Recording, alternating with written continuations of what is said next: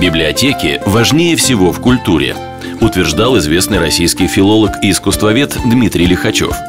Может не быть университетов, институтов, других культурных учреждений, но если библиотеки есть, культура не погибнет в такой стране. В Липецке работают 27 библиотек, расположенных в разных районах города. Все они объединены в центральную библиотечную систему, которая действует уже почти 50 лет.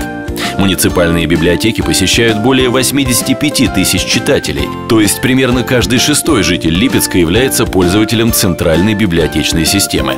И это неудивительно, ведь единый фонд составляет более 845 тысяч экземпляров книг и периодических изданий.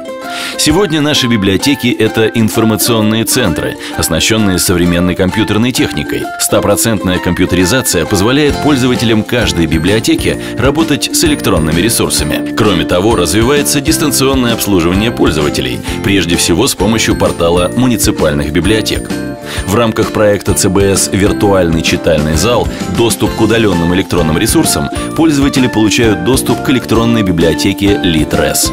Липецкие библиотеки регулярно участвуют во всероссийских акциях «Библионочь» и «Напиши письмо ветерану». Проводят онлайн-встречи с известными писателями. В работе конференции «Липецкие библиотечные чтения», которая стала уже международной, ежегодно принимают участие специалисты из самых разных сфер.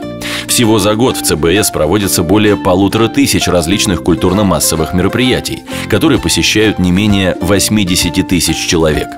И значит, несмотря на постоянные споры о будущем библиотек, они по-прежнему выполняют свое высокое предназначение.